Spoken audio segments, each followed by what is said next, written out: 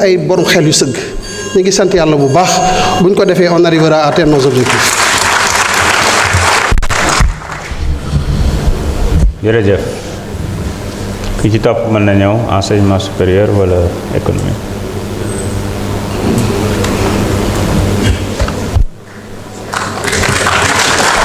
Président, je vais utiliser le reste du temps pour répondre à quelques questions parce qu'on m'a dit qu'il y a une question sur l'enseignement supérieur et l'éducation qui devra être posée plus tard. Ça permettra au ministre ici présent de répondre plus amplement. L'honorable Ndeye Marie Sané a posé la question sur la réforme des institutions. Réforme boobu defe naa président de la République moom ci boppam moo woote woon li ñuy wax dialogue politique. bi ñu defee dialogue politique ba pare ki nga xam ne moo doon facilitateur bi jox ko rapport bi mu jël rapport boobu daal ci taxawal benn kuréel boo xam ne ay borom xam-xam la jël pour ñu liggéey ci rapport bi traduire ko en mesures concrètes soit en proposition de loi en projet de loi wala les mesures réglementaires ci li ma xam kuréel googu pare na liggéeyam ba yéet na ko président de la République kon ci loxoom la nekk amaana ci fan yi di ñëw li mu ci war a def na ko ci def li war a ñëw assemblée ñëw ci yéen li war a jaar ci gouvernement conseil des ministres ñu jël ko comme acte réglementaire ak yeneen yu mel noonu waaye gëm naa ni yàggatul bu soobee yàlla. li dem ci reddition des comptes laaj nañu ndax lan moo waral lenteur yi. lenteur yi nag dañuy xaaj ñaar ñi nga xam ne seen xam-xam dafa màcc jëm ci yoon dañ naan le temps de la justice ne peut pas être le temps des hommes ou quelque chose comme ça encore que la justice est supposée être faite par des hommes et pour des hommes mais am na lu yoon wax mooy traiter les dossiers dans un délai raisonnable lan mooy délai raisonnable nag lu ñuy apprécier la benn dossiers yi war nañ ko traiter avec rigueur et sérieux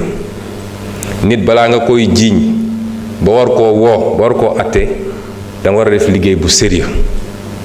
loolu ñu nangul ko magistrature wala justice ni que parax-paraxe dossier gaawantu jiiñ nit bëgg a régler des comptes ñun bokkul ci suñu programme kon dossier yëpp nañ ko def teg ko ci yoon muy le temps de l'instruction bi jaar yoon ñu am ay preuve yu leer nañ wala ñu ñàkk preuve ñu xam ni lii la waaye rigueur boobu ñu laaj ci traitement dossier bi dàqantewul ak célérité ci un principe de procédure judiciaire parce que bu dossier gaawul tey bëri na ñoo xam ne ñu ngi leen jàpp téye leen ay weer xanaa kay nit boo ko jàppee war nga ko mën a àtte bu gaaw wala nga ba ko mu dem këram waaye mënoo téye nit ay weer ñu naan ñi ngi instruction kon loolu it justice war na cee góorgóorlu ba ñaar yooyu mu mun koo allier nañu traiter dossier avec rigueur waaye it nañ ko def avec célérité or ci dossier yooyu ngeen tudd defe naa bi ñu commencé ak léegi weesu na at te benn renvoi amagul mooy tey ubbeeguñu benn procès ne ñi ngi àtte nit parce que instruction ba jeex na loolu nag dafay xaw a niroog yéex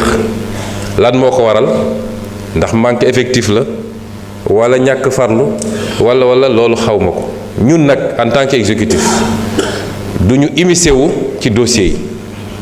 waaye am nañu sañ-sañu ñoon sax ñun la ko wax mooy ñun ñoo war a veiller au bon fonctionnement du service public de la justice waaye du ñu wax juge defal lii wala bul def lii te loolu bis bu ne ñoo ngi ciy def liñ ci war a def it ci suñu wàll mu jaar ci madame le ministre de la justice nga xam ne mënoon na tontu question bi sax waaye dama ko ramassé waale rek mun na am sax mu complété su dee am na lu mu ci yokk su dee am nay statistique la jëm nag ci ndax exécutif mi ngi traité correctement loolu moom awma ci sikki sàkk damay joxe exemple parce que sénégalais yu bëri dañ naan soo jëlee lu mel ni inspection générale d'État dañoo gëmloo nit ñi ni loolu compétence su président de la république kese la moo tax ñenn ñi naan waaw Sonko wax na rapport sangam moom nu mu jotee sa rapport boobu te inspection générale d'État war a rendre compte exclusivement au président loolu ñàkk a xam loi yi la inspection générale d'État c'est logé à la présidence bu defee rapport am ba noppi président moo koy jox ordre de mission définir mission bi fixer même période bi bu defee rapport am ba pare communiquer ko ñi mu ko war a communiquer pour contradictoire am ñooñu tontu mu def rapport définitif am def li ñuy wax la note complémentaire def la fiche de synthèse day dem gis président toog ak président ñu jël proposition ñu def yépp benn période boobu yépp nag président am na ci sañ-sañ bu bari ndax le décret 2007-809 dafa wax ni président moom rek a am sañ-sañu approuver wala bañ a approuver une proposition moom rek bu ko neexee mu ne proposition bi approuvé naa bu ko neexee mu ne bii approuvé wu ma te proposition bu mu ne approuvé wu ma même su doon lu leer nañ kenn mënatu ci dellu si loolu la yoon wax bu président nag paree ba ne approuvé day bind ci kaw lu est approuvé mun na ne lui est approuvé sauf la proposition ou les propositions X, Y, Z mais bu xasee ba ne lui est approuvé le président est dessaisi du rapport amatu ci sañ-sañ amatu dootul des questions d'opportunité président mënul ne rapport bi kenn du ko exécuter foofu nag loi li mu wax le décret lu mu wax exemplaire numéro 1 président lañ koy jox exemplaire numéro 2 premier ministre lañ koy jox parce que le premier ministre assure l'exécution président mesure yi mu approuvé c'est des directives immédiatement et c'est le premier ministre qui en assure l'exécution loolu tax mu am un bureau de suivi bu nekk primature ñu affecté fa un IGE moom mooy assurer le suivi de l'exécution l'article 16 du décret dit que l'article 15 du moins que c'est le premier ministre qui saisit les ministres chaque ministre mesure bu ko concerné directive bi moom moo koy saisir c'est le premier ministre qui saisit la Cour des comptes pour les mesures yi ne dañu ne ñu yóbbu chambre de discipline budgétaire loolu compétence du premier ministre la président mënu ko ne doo ko def keneen sañu ko c'est ça la réglementation et bi ñu ñëwee ba léegi amul rapport bu taxaw primature man rapport bu ñëw bu dee luy dem justice ma saisir ministre de la justice bu dee luy dem ci ministère yi ma jox leen bu dee luy dem Cour des comptes ma jox ko sama propre rakk bu ma bokkal ndey ak baay bu ko rapport épinglé ma transféré aw ma ci sikki sàkk rapport yu bëri ñëw na bi ñu toogee léegi les certificats nominatifs d'obligation nga xam ne bokk na ci rapport Cour des comptes ñëw na la CDC ñëw na le FERA ñëw na le fonds de développement routier dañ ko FDTT ñëw na mais yépp transféré nañ transmettre nañu bu nee nag dañ ne rapport bu 16 rapport boobu régime bi ñu fi wuutu moo ko defoon du ñun président bi ñu fi wuutu moo bind lui est approuvé sauf la recommandation numéro 2 mooy li inspection générale d'État ne statut honorariat bi am foofu président d'honneur bi fa nekk ànd ak ay avantages nañ ko supprimer boobu rek le président ne approuvé wu ma ko yeneen ñi ca des yépp président da ko approuvé premier ministre bi fi newoon ci jamono jooju te waroon nekk fii honorable Amadou Ba commencé woon na exécuter rapport bi ba bind Moustapha Ba ministre des finances bind Abdoulaye Daouda Diallo président 16 un truc transmettre présidente sortante bi le rapport bind pour ñu saisir la justice yooyu yëpp mi ngi ko bind le 3 juillet 2023 kon rapport boobu du lu ñuy laam-laamee ndax dina dem wala du dem man nag continuité de l'état laa xam moo tax bi ma ñëwee la ma ca war a def naa ko li war a dem ci justice joxe naa ko li war a dem feneen joxe naa ko parce que noonu la war a demee comme yeneen rapport yépp kon amul lu ñuy téye ci rapport ku def ku coupable man xaw ma ko bu demee fi mu war a dem ñoom dinañ ko wax ma am yéene nag ñi mu concerné yépp yal na leen ci yàlla génne ba duñu coupable dara waaye su ma jotee rapport ñu ne jël nañu koppar gu toll noonu te jaarul ci fenn fu mu war a jaar sama obligation mooy ma transmettre ko te transmettre naa. li jëm ci renégociation yi nag moom lu am solo la it ndax ñun dañ ko yàgg a wax ni niñ doon gérer suñuy ressources baaxul ak niñ ko pasare bi ñu commencé renégociation léegi su ma jëlee li jëm ci infrastructure yi rek niveau de surfacturation bu ñu découvrir en moyenne c'est 17% bu ñu defee moyenne bi ma def lu benn calcul bu ndaw boo jëlee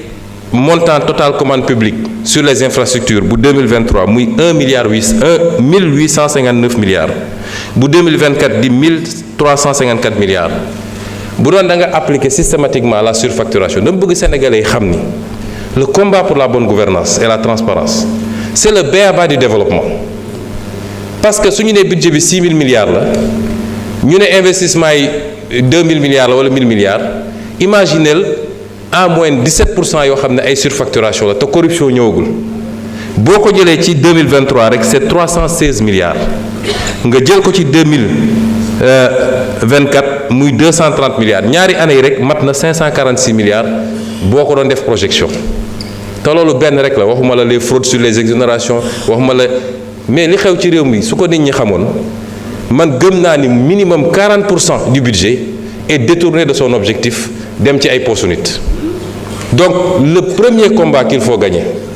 c'est le combat de la bonne gouvernance ñu dugg ci nag sori ci may féliciter le comité bi ci liggéey am ci ay résultats yoo xam ne dinañ ci def point de presse spécialement ci li ñu renégocier lu ci bëri nag ñañ ko seqal d'accord nañu ni lii surfacturation la ba su am na ci ay yoo xam ne dañ koy delloosiwaat ci biir marché bi en quantité wala en qualité loo xam dañ ko ciy dugal mun naa jël ci wàllu éducation nationale benn marché rek am nañ ci 2000 classes de plus mun nañ ko jël ci wàllu enseignement supérieur léegi le ministre des infrastructures mi ngi may jox un certain nombre de choses yooyu dafa bëri nga jël le domaine des ressources naturelles loolu ñoo ko yàgg a wax te ñu ngi koy def commencé nañu ci cimenterie yi lañ ci gis doy na waar te waxtaan nañu ak ñoom ba kenn ku nekk bi ñu la exposé li ñu gis ba pare base renégociation yi mooy dina am loo xam ne tey ci li ñu jàpp ni manque à gagner la foog nga dugal ko ci budget état dina am loo xam ne da ngay nangu ñu aligner la tout de suite ci droit commun bi nga xam ne dootoo am exonération loolu rek c'est 300 milliards de gagnés par année loolu rek nga jël lu jëm ci wàllu phosphate bi noonu la demee ci mbirum ICS nga xam ne lañ fa gis jéggi na dayoo recevoir nañ leen fan yi ba tegal leen ne leen lii ak lii la ñu gis te faw rek ñu doxalee ko nii noonu la amee ci yeneen secteurs yépp yi ñuy renégocier le domaine de la santé les marchés des hôpitaux le domaine des infrastructures universitaires wax naa ko léegi liggéey boobu ñu ngi koy wéyal te yàlla may nañu ci pour le moment ñu am ci loo xam ne kawe na suñ jot wax nga léegi ba tudd nag rapport Petro-Tim loolu combat bu yàgg la su ngeen fàttalikoo bindoon naa ci ab téere wax ji bëri woon na biñ ñëwee président ci boppam moom a njëkk a wax ni il faut ñu bind pour ñu ubbiwaat parce que dafa am ñaari procédure yu ci amoon ba ca njëkk gendarmerie la amoon ñu saisir ko ne rapport IGE bi fuité woon te ñu mujj koo réeral nañu def enquête ñaareel bi mooy bi reportage BBC amee coow li bëri ñu ne dossier bi mu am ñu déposer plainte contre X juge d'instruction jël dossier bi confié ko DIC boobu bu ngeen fàttalikoo dafa aboutiroon à un non-lieu sous réserve de découverte d'éléments nouveaux bi ñu ñëwee nag ñu am yeneen information président ne dañu bind pour ñu reprendre dossier bi mu saisir ministre de la justice mu saisir procureur général mu saisir procureur ba ñu lancer dossier boobu ci diggante bi nag yàlla mi dara teewul may nañu dox ba rapport bi réeroon te loolu lu garaaw la ndax rapport entier ñu seyal ko rocci ko ci tout le circuit de l'IGE rapport boobu yàlla tegaat na ko suñu loxo te rapport boobu li mu wax ak li mu feeñal dafa garaaw moo tax base de travail la amaana dinañu saisir Assemblée nationale mu ubbi ci commission d'enquête parlementaire amaana mun nañ ko delloo juge d'instruction procureur mu saisir juge d'instruction pour ñu réouvrir le dossier amaana waaye ak lu ci mun ci am base bu am solo la pour ñu mën a toog waxtaan parce que ki fi nekkoon président bu muy signé décret bi ci seen régime yéen monsieur Thioye la ñu defoon contrat bi ñu toogee ñu saisir IGE ki fi newoon saisir ko ne ko y a corruption sur la base de la dénonciation de Tullow Oil IGE commencé liggéey bi ci diggante bi xam ngeen li ci xew yépp ba mu wëlbatiku gaaw signé décret bi sur une base illégale te décret boobu ci rapport Cour des comptes dañu ne nañu rapporter direct décret bi. Vous avez encore 3 minutes. C'est bon. Merci.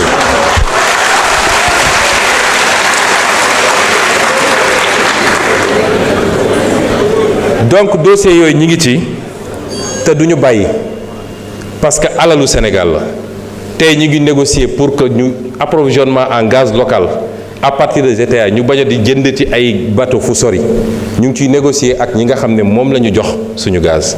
bu ñu sàgganut li ma yàgg a wax ba may nekk opposant te yàlla ngi feeñal lépp tey dinañu toog ñuy exploiter fii beaucoup de ressources naturelles te du am benn impact ci réew mi du ci wàllu impôt du ci wàllu ñu mun a am ci produit bi du ci wàllu responsabilité sociale dans l'entreprise donc yooyu ñu ngi ciy liggéey ñu wax tamit ci wàllu la xaw Guinée boobu duma ci sori parce que dafa relever ci prérogative bu président de la République defe naa démb def nañu communiqué gouvernement CEDEAO def na communiqué waaye lépp li ma ci mën a gàttal rek mooy am na ñun ñëpp sañ-sañ ne nag li xew Guinée ñëpp xam nañ ni combine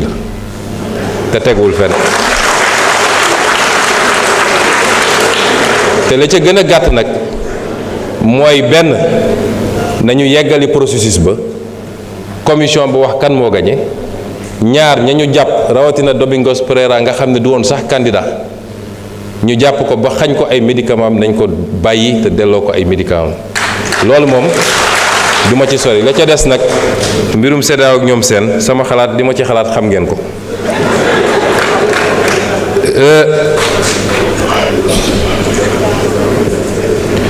erreur sur la dette monsieur Thioye dafa wax ni moom dafa am conviction ni am na erreur sur la dette extérieure ba pare ne gouvernement bi na ko prouver déet yow yaa koy prouver yow mi ne am na erreur gouvernement bi joxe na ay chiffres yow mi ne chiffres yi baaxul yaa ko war a prouver parce que Sénégal nag dafa neex gouvernement bi nee na lii la Cour des comptes ne lii la yow soo nee du loolu yaa war a andi preuve bi mais c'est pas nous. Et sur la dette bancaire intérieure am na lu ma mën a partager ak yow dette boobu moom faw ñu gën cee xuus te chaque jour ñu am ci discussion démb rek avec le ministre des Finances on en a longuement discuté te ma wax naa leen ni l'IGE a rendu son rapport sur les CNO nga xam ne ñoom rek c'est 500 et quelques milliards sur la dette intérieure ak yeneen loolu laa wax léegi sama première prise de parole que nañ ci xuus nañ ko xóotal foofu ànd naa ci ak yow wax nga ci lëm jëm ci UVS ma d'accord ceeg yow loolu man am na lu ma ci waxoon ci arbitrage parce que dafa am d'abord la destination foofu ci forêt classée la nekk bu ñu fay autoriser dañuy autoriser lu méngoog forêt classée munoo dem ci forêt classée dagg garab ya ne da nga fay def ay cité eaux et forêt bi muy joxe autorisation ki mu ko jox parce que da doon bay di samp ay garab mu xam ne lii dëppoo na mu jox ko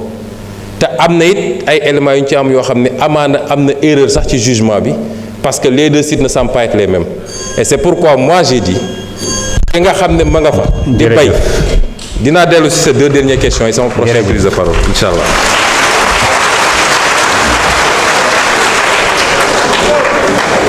ñu ngi jox kàddu gi honorable Ndeye Awa Dieng Alioune Badara Diagne mën nga waajal.